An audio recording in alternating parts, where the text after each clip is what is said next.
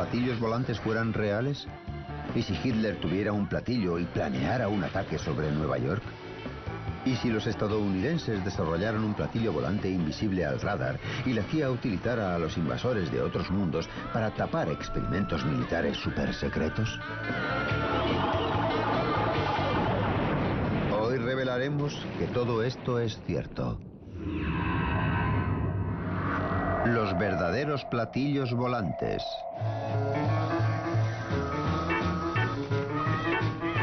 Durante 50 años el mundo ha sentido la fiebre de los platillos volantes. Hemos visto tantos que ahora los británicos creen más en los alienígenas que en Dios.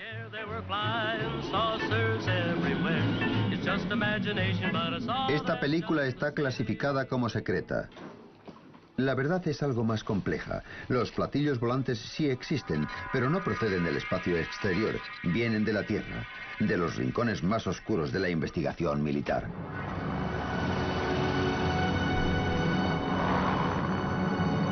Todo empezó en 1932 en Bucarest, cuando este hombre, un ingeniero aéreo llamado Henry Coanda, realizó un descubrimiento extraordinario utilizando un objeto volador en forma de disco. Uno de los primeros que vieron los experimentos de Coanda tenía entonces 20 años. Era un estudiante de aeronáutica llamado Radu Manikatide.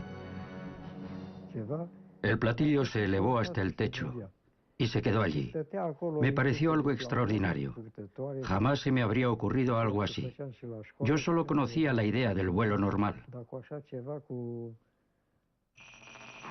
El joven Radu había contemplado el primer platillo volante del mundo, y así es como funcionaba. Si aplicamos aire sobre una forma curva como un platillo, la corriente seguirá la superficie de esa forma. Al extraer literalmente el aire de la parte superior del platillo, de tal modo que fluyera hacia abajo y lo rodeara, Coanda descubrió que disminuía la presión del aire por encima de la nave y aumentaba por debajo, provocando su levitación. Es lo que se conoce como el efecto Coanda. Es el principio básico del vuelo de los platillos. Era una idea muy sencilla, pero claro, se te tiene que ocurrir. Entonces sucedió algo que iba a cambiar por completo la evolución de los platillos. En 1939 estalló la guerra y el mundo se alzó a la búsqueda de nuevas armas y nuevas formas de desplegarlas. La sencilla idea de Coanda iba a tener su oportunidad. El jefe de tecnología nazi, Werner von Braun, dirigía el desarrollo de armas nuevas desde su base secreta en Peenemünde, en Alemania.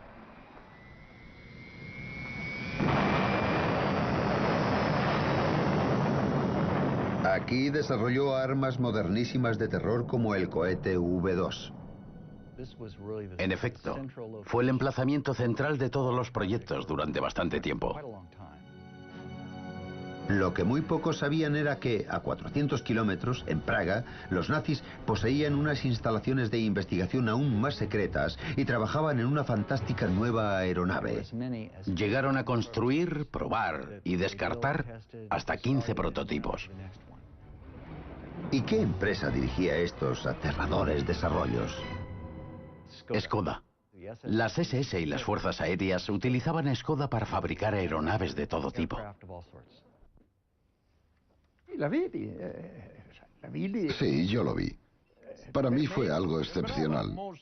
Redondo, con una cabina central de plexiglas y reactores alrededor que generaban los rayos de propulsión.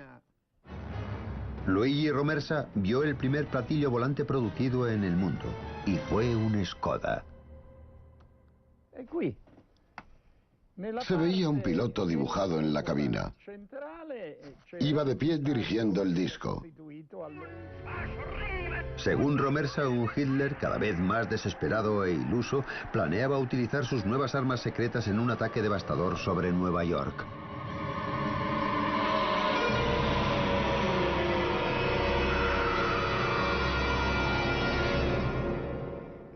Hitler llegó a decir: que Dios me perdone por los últimos 5 minutos de la guerra. Quería desatar las armas que había desarrollado. No llegó a ocurrir, por supuesto. Los rusos avanzaban sobre Praga y mientras la retaguardia alemana luchaba desesperadamente en las calles, los científicos de la planta de Skoda trataban de destruir las pruebas de su investigación. La presión del enemigo era insoportable. La base aérea voló con dinamita y el platillo estalló con el resto del equipo. Sacaron los platillos del hangar a la pista. Colocaron cargas explosivas. Los volaron y dejaron que se quemaran delante de todos. Aunque destruyeron los platillos, los científicos nazis que los construyeron habían sobrevivido y los aliados victoriosos se enfrentaron entre sí para hacerse con ellos. Había que ganar la carrera por los secretos de los hombres de los platillos.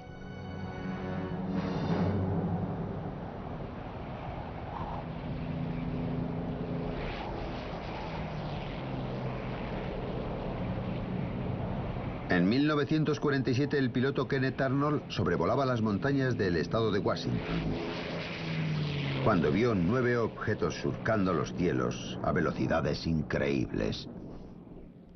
Les pareció que se movían como platillos saltando sobre el agua. Una analogía muy poco corriente, pero aquel nombre prendió y por eso se les llama platillos volantes. Con este avistamiento nace la era de los platillos volantes. Se disparó el frenesí del público, aunque era un frenesí alimentado por la paranoia. En inteligencia aérea empezó a preocuparles que fueran vehículos soviéticos de reconocimiento. Porque entonces empezaba la Guerra Fría. Esta coalición tenía que desmembrarse. Los aliados de la Segunda Guerra Mundial ahora eran enemigos. Un telón de acero ha caído ya alrededor de Polonia, Hungría, Yugoslavia, Bulgaria. En público, Oriente y Occidente desplegaban sus más grandes y mejores armas militares, pero también se libraba una guerra secreta, una competencia despiadada por hacerse con la ciencia y los científicos nazis. Quien controlara esta tecnología después de la Segunda Guerra Mundial tomaría la delantera militar. Hubo un forcejeo entre las potencias aliadas, los rusos, los franceses, los británicos, a pesar de su antigua alianza, que buscaban para sí mismos la mayor cantidad posible de esta tecnología. Y por eso el gobierno estadounidense se alarmó tanto con los platillos vistos por el piloto Kenneth Arnold. Como muestra este documento secreto, aquello significaba que Rusia se había hecho con la tecnología alemana de los platillos volantes y los estaba construyendo. El avance alemán con respecto a Estados Unidos había sido tal que los americanos pensaron que si los rusos habían capturado a científicos o instalaciones que produjeran estas armas secretas, quizá fueran ya por delante. Los americanos tenían razón. Los rusos construían platillos con la ayuda de una persona muy útil procedente de Alemania, Andreas Epp, un ingeniero de platillos alemán. Inmediatamente tras la guerra, Andreas Epp decidió trabajar en la Unión Soviética. Se mudó a Rostock, donde lo abordaron agentes soviéticos que parecían saber quién era. Y por supuesto, Epp estaba encantado de que alguien reconociera su valía, cuando antes se la habían negado. Me dije a mí mismo, tengo que seguir. Se lo debo a los que trabajaron en ello. Y me puse a construir un disco volador. Epp trabajó sobre todo en el mecanismo de guía del platillo soviético. Su especialidad era la guía de este tipo de platillo. En otras palabras, hacer que responda a los controles, conectar los controles a los movimientos del propio platillo. Según el propio Epp, el platillo ruso era extraordinariamente manejable, pero también versátil, lo cual era imprescindible. Era un reactor y querían que, curiosamente, se pudiera usar en las regiones polares.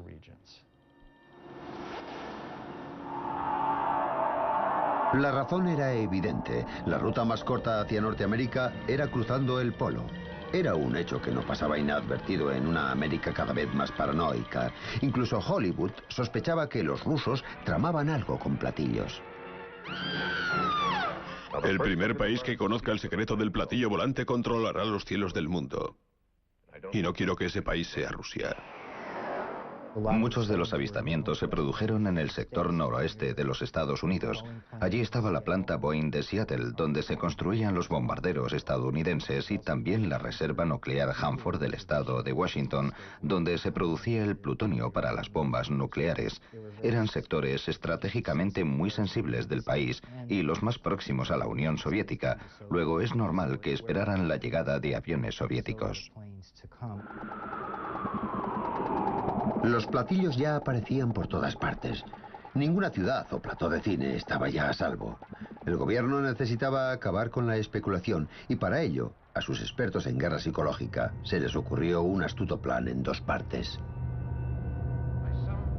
Primero, una figura militar importante negaría firmemente que ocurriera nada, pero por detrás se enviarían rumores de que los platillos procedían del espacio exterior. Te he entregado el mensaje. ¿Ahora qué? El plan se ejecutó en una rueda de prensa en el Pentágono. Era julio de 1952, un momento clave de la historia de la manipulación. Este es el general de brigada John A. Sanford, director de inteligencia de las Fuerzas Aéreas estadounidenses, que dirigió la conferencia. Sanford venía a negar que hubiera algo de importancia en los avistamientos comunicados. No contiene propósito sistemático o consistente alguno que podamos relacionar con cualquier posible amenaza a los Estados Unidos. En favor de la teoría alienígena, colocaron a un escritor de relatos por entregas, el comandante retirado Donald Keyhoe, al mismo nivel que el general. El comandante Keyhoe es autor del libro Los platillos volantes son reales. ¿Qué opina usted de estos nuevos avistamientos de objetos no identificados? Con todo respeto a la Fuerza Aérea, creo que algunos resultarán ser de origen interplanetario. Fue muy astuto y muy sencillo. Ahora cualquiera que viera un platillo militar se inclinaría a pensar que ha visto un alienígena. Era de unos 12 metros de largo.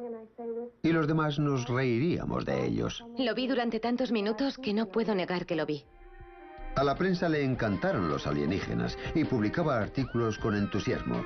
La misma revista Life que lanzó a Marilyn Monroe al estrellato también lanzó la carrera de más de un monstruo de Marte. En aquel artículo se entrevistaba a una serie de expertos anónimos, civiles y militares, que apoyaban la idea de que los platillos no podían ser objetos hechos por el hombre, armas secretas o fenómenos naturales mal identificados. Tan solo quedaba que fueran de otro planeta. Y fue una de las primeras veces en que se difundió esa teoría a gran escala. Jamás se había alcanzado en la pantalla tal altura de emoción y espectáculo sobrecogedor. Los escritores de Donald Keyhoe inspiraron directamente la película clásica de platillos, La Tierra contra los platillos volantes, realizada por el legendario animador de Hollywood, Ray Harryhausen. El concepto básico se tomó de uno de sus libros sobre platillos volantes. Me consta que el gobierno ha realizado muchos experimentos secretos con objetos voladores redondos, por lo que probablemente fomentaron la idea de que se trataba de alienígenas del espacio exterior. En efecto, parece que el gobierno estaba tan interesado que el productor de la película, Charles Schneer, les informaba directamente. Por supuesto, cuando el guión se acabó y salió de mi mano, estoy seguro de que Charles lo remitió a la Casa Blanca y a varios expertos del espacio.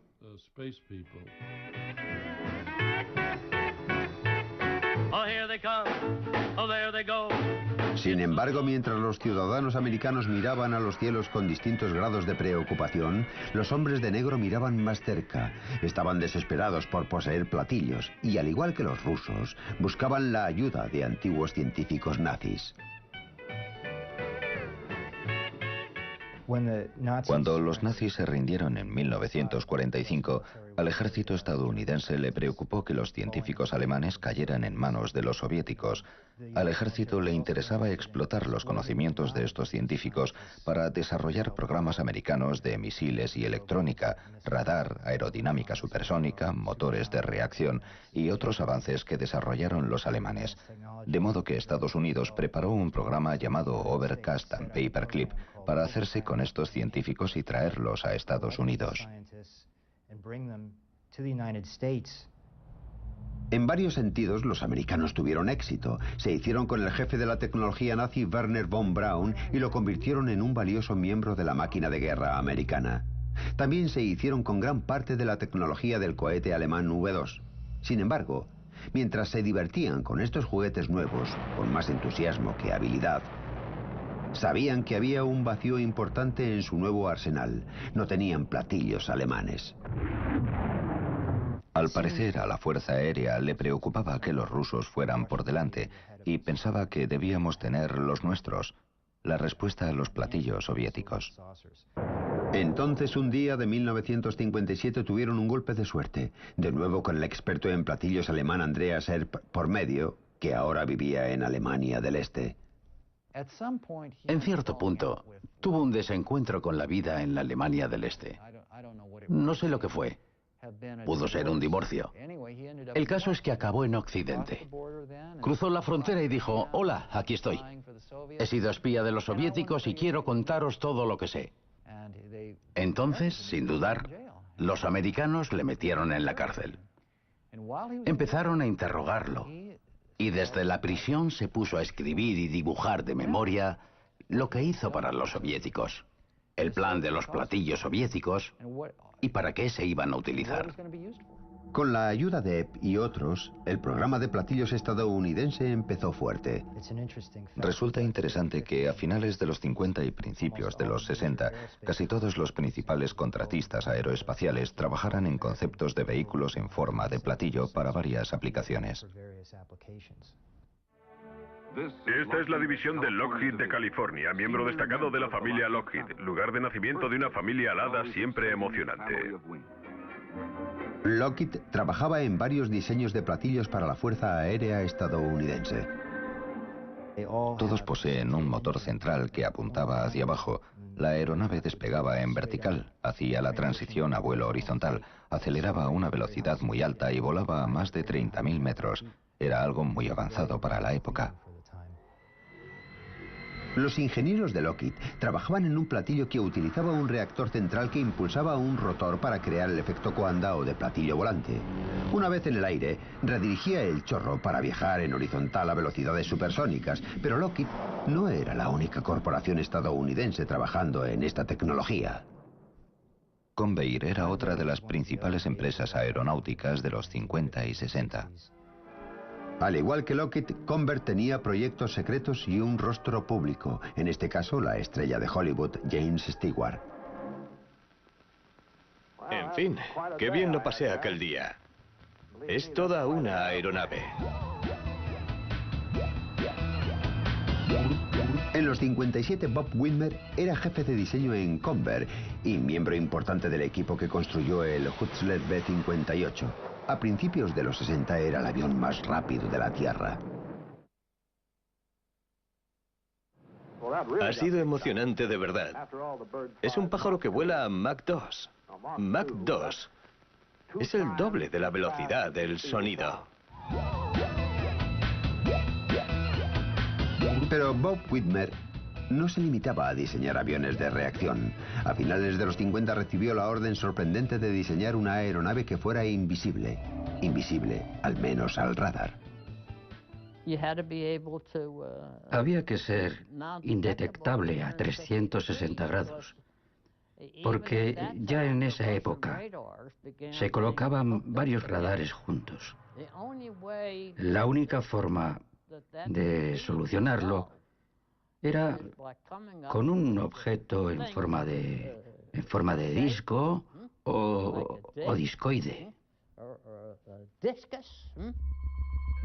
En otras palabras, Bob debía construir un platillo volante porque el ejército sabía que sería la perfecta nave de camuflaje. Los aviones convencionales son detectables por el radar porque una superficie sobre la que incide un rayo de radar en ángulo recto lo refleja. Por otro lado, un disco o platillo volante devuelve señales difusas y confusas. La perspectiva de una aeronave invisible al radar causó un gran revuelo en círculos militares y un día unos desconocidos llamaron a Bob. La primera vez no supe quiénes eran. No me dijeron, hola, vengo de la CIA. Mire mi placa. Ah, me han convertido en miembro del club. No sabía que había venido la CIA. Eso demuestra con cuántos secretos se movían. Lo cierto es que la CIA se envolvía en más misterio del habitual, porque no se enfrentaba solo a los enemigos de América. Libraban una guerra territorial secreta con las fuerzas aéreas estadounidenses por el control de los aviones espía. Engañan, mienten, son granujas, se disfrazan. Me tuve que reunir con ellos, por ejemplo, en edificios a medio construir de Washington. Nos hicieron reservas aéreas con nombres falsos. Fue difícil para mí y para mi mujer. Nos hacían vivir una vida en la que todo era como de cartón piedra. A veces casi no se distinguía lo real de lo falso. Bob accedió a regañadientes a trabajar en el proyecto. El diseño de un objeto en forma de platillo invisible al radar. No querría volverlo a hacer. Tener que vivir bajo ese tipo de ambiente. No se podía hablar con nadie, excepto en ciertos lugares escogidos. El secreto del proyecto era tal que este ni siquiera existía, una situación de negación absoluta conocida como Proyecto Negro. Hay muchos tipos de negro. Pues este es el negro más extremo. He vivido dentro del negro más extremo. El proyecto de Bob nunca se ha desclasificado y la CIA se quedó con todos sus apuntes y diseños. En fin, creo que eso es todo. ¿Sí o no? Porque mientras la CIA tenía a Bob a oscuras, otra nave salía a la luz.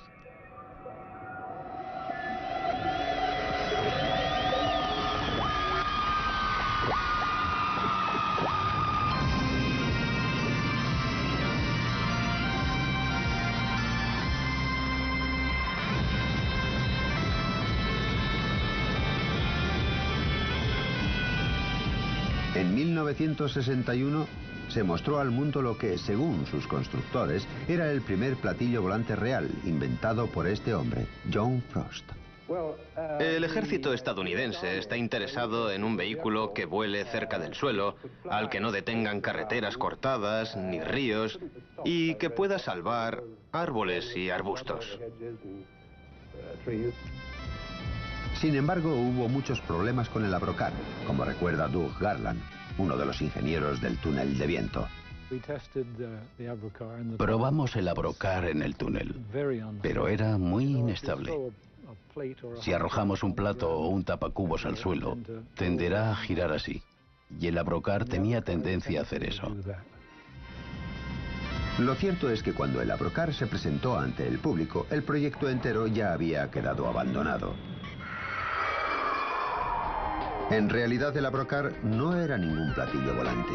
Fue en realidad el primer hovercraft del mundo.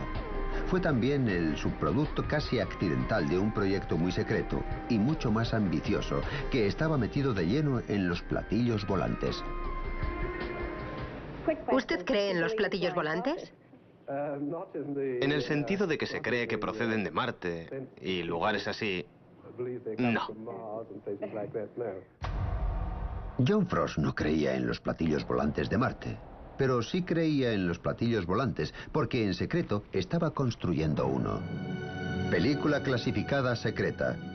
DFD, desarrollo de vuelo de disco APRO. Esta película jamás se ha visto en público. Registra, estrictamente para personal militar autorizado, el trabajo del equipo ultrasecreto de proyectos especiales de ABRO, encabezado por John Frost.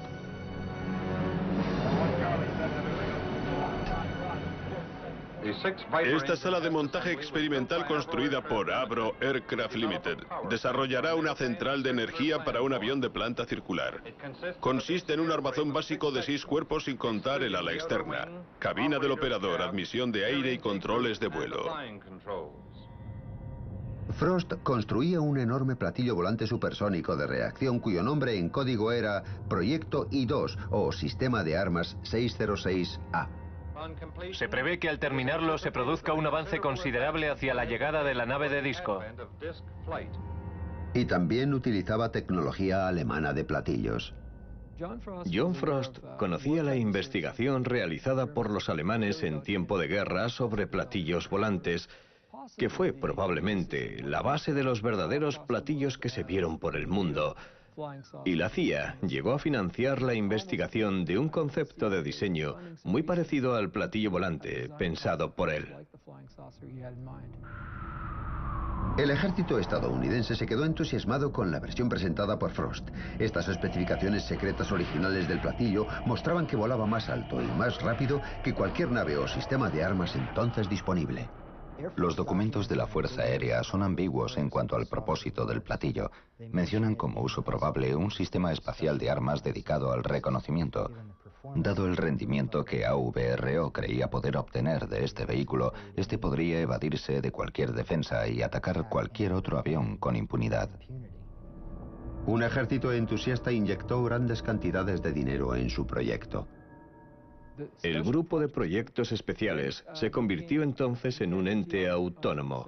Se les asignó un lugar en el área de pruebas de vuelo y se puso a trabajar en lo que Frost contemplaba como la forma ideal, un disco volador totalmente redondo. No sabía ni que existía algo llamado grupo de proyectos especiales, porque era algo de muy alto secreto y todas esas cosas.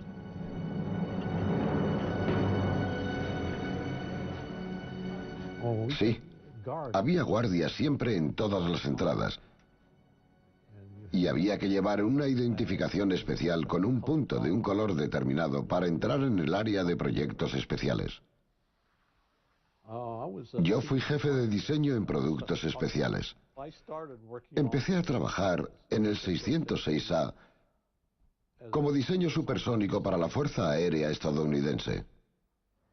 Y el diseño que perseguía era de hecho uno de los más deseados por cualquier diseñador de aviación. Una nave totalmente redonda, un disco volador. Todo lo que Frost concebía era circular. Jamás me quiso cambiar ese plan. Me parecía ideal porque esto permitía despegar verticalmente. Sin embargo, lo cierto es que el fantástico platillo volante supersónico de la imaginación de Frost estaba muy lejos de hacerse realidad. Su diseño constituyó uno de los usos más puros del efecto Coanda o del platillo volante, con 6 poderosos reactores que extraían el aire que había encima del platillo. Esto lo dotaba de elevación y maniobrabilidad. Sin embargo, probar esta nave con 6 potentes reactores no iba a ser ni fácil ni seguro.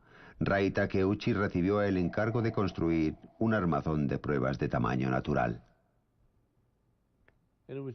No era más que una forma de 6 lados. Y cuando colocamos construimos el armazón encima. Me refiero a la porción interna del 606A con los motores Viper y también el ventilador. Cada conjunto giratorio se compone de anillo superior e inferior de hojas compresoras y un anillo central de hojas de turbina. Las hojas de turbina se alinean con un conducto de escape incorporado a la estructura estática. Otro ingeniero de productos especiales era Ken Lockwood. Yo era ingeniero de rendimiento.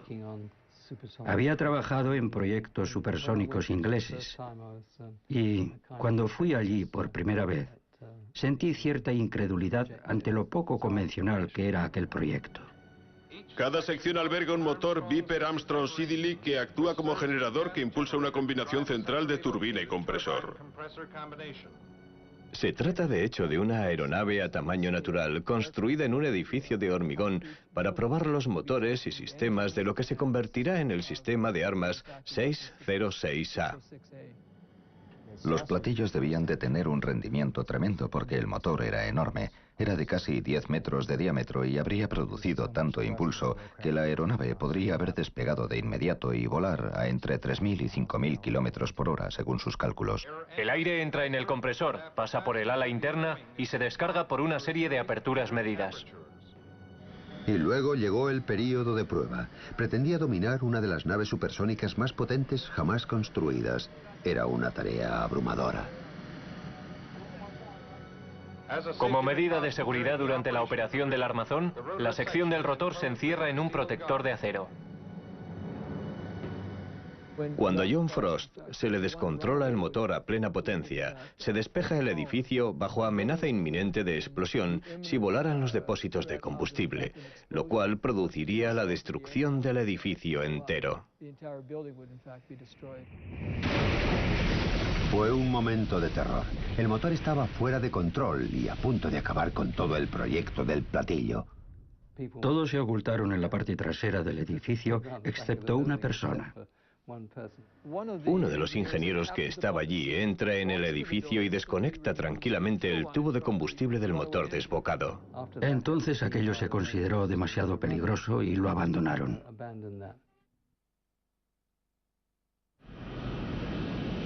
El avión de espionaje U-2 de la CIA fue un clásico proyecto negro. Permaneció en el más absoluto de los secretos durante más de 2 años y seguiría siendo secreto hoy, si no fuera por los hechos dramáticos de 1960, cuando el piloto de U-2, Gary Powers, fue derribado sobre Rusia y retenido durante 2 años antes de ser canjeado por un espía ruso. En la propia historia de la CIA sobre el programa U-2 se declara que, entre comillas, el 50% de los avistamientos de ovnis fueron provocados por el U-2. El U-2 volaba en los límites del espacio, más alto de lo que se creía que un avión podía volar. Por eso no sorprende que cualquier visión fugaz, sobre todo desde otro avión, provocara miedo y asombro. Sin embargo, la debacle del U-2 demostró que si la nave secreta no se estrella, los platillos volantes de otros mundos sirven muy bien como tapadera. Y si la nave secreta resulta ser un platillo volante, se puede mantener la impostura durante años. Me asustas cuando hablas así. El platillo de Frost desapareció entre la negrura del secreto oficial. Y los ufólogos estadounidenses forzaron más la máquina. Es fantástico, pero posible. En Washington, un grupo no gubernamental conocido como NICAP, Comité Nacional de Investigación de Fenómenos Aéreos, ha convocado una rueda de prensa para reabrir un viejo contencioso con la Fuerza Aérea. El NICAP era el gran portavoz de la teoría de los platillos volantes alienígenas. Lo encabezaba el mismo escritor que lanzó la idea en aquella rueda de prensa extraordinaria de 1952. 14 años después, seguía cazando alienígenas. El director del NICAP, el comandante Donald E. Keijoe, oficial retirado del Cuerpo de Marines, ha insistido en que la Fuerza Aérea sabía más de lo que contaba. Nos observa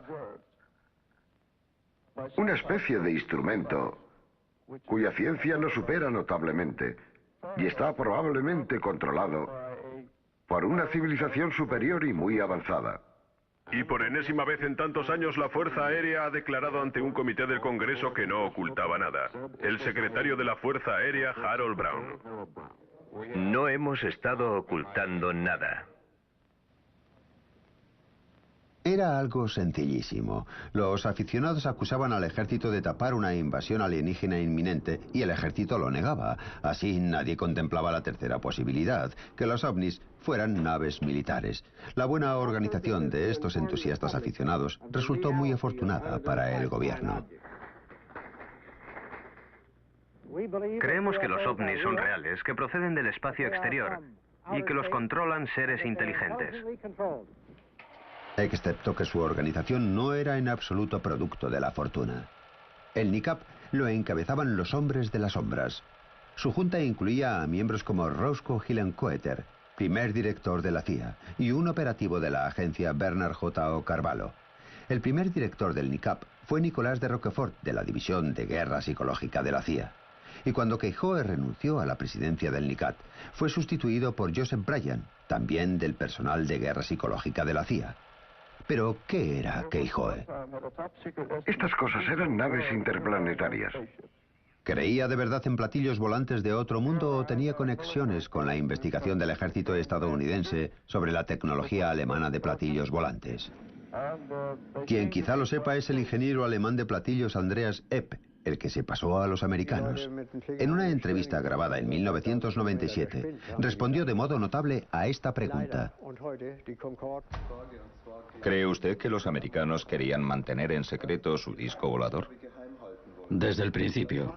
Desde el mismo principio.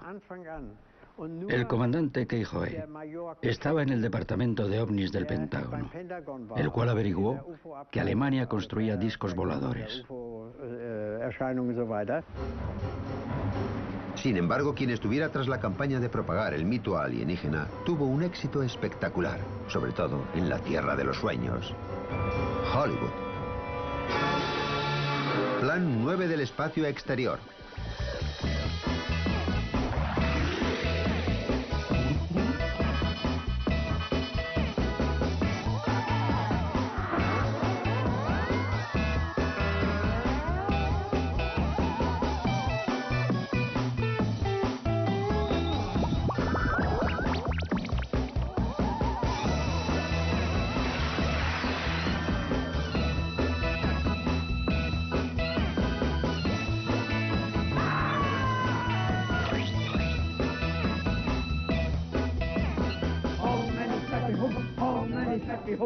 Incluso generó una religión. Nuestra información procede de nuestro jefe, que es un yogi en contacto directo con seres inteligentes del espacio.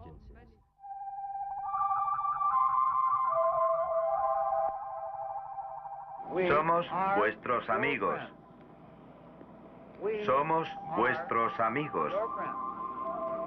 Estableced contacto.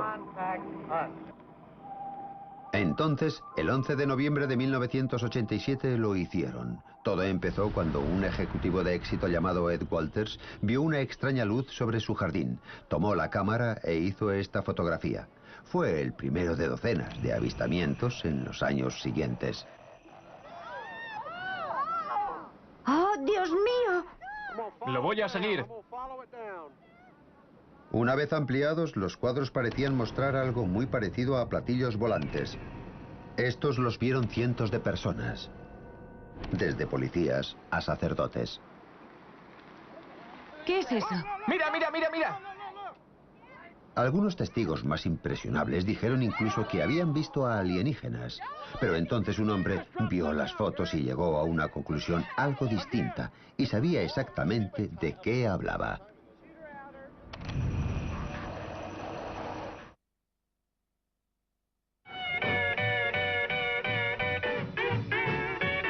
Gulf Breeze, Florida. Hace 17 años fue el escenario de una de las series más continuadas de avistamientos de platillos volantes de la historia estadounidense. ¡Mira, mira! Muchos de los cientos de personas que los vieron acabaron convencidas de que veían alienígenas, pero un hombre pensaba otra cosa. Siempre que alguien dice que hay algo, no quiere decir necesariamente que lo haya. Debe poderse satisfacer un criterio científico de realidad. Sin embargo, en el caso de los avistamientos de Gulf Breeze, las configuraciones destacaban tanto que se podía ver su interior. Y lo que se veía en su interior era luz. Se notaba que había calor. Y además de eso, tenía una configuración circular. Boyd Bushman creyó reconocer qué impulsaba a estos platillos, y lo reconocía porque él mismo trabajó en esa tecnología. Bushman pasó 35 años en la vanguardia del diseño armamentístico, inventando el prototipo del misil Stinger antes de trasladarse a Lockheed, en el corazón de la industria militar americana del platillo. En ese tiempo empezó a experimentar con su equipo una nueva y radical fuente de energía.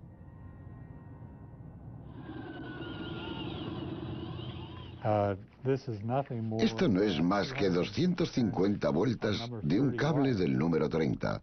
Tomamos los bornes y los enchufamos a la corriente doméstica. Lo que ocurrió entonces asombró a todos.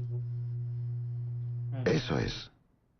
Aunque ni siquiera Bushman entiende del todo cómo funciona, cuando vio las fotos de los platillos de Gulf Breeze, se preguntó si utilizaban la misma tecnología.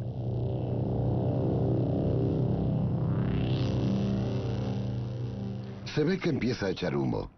Esta bobina experimental es extremadamente peligrosa y se vuelve muy caliente en cuestión de segundos, pero Boyd cree que eso explica el brillo blanco del interior de los platillos, los cuales cree que son naves no tripuladas.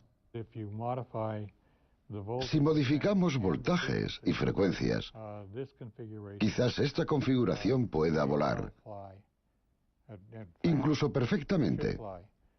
Y en mi opinión, eso es lo que hizo la gente del experimento de Gulf Breeze.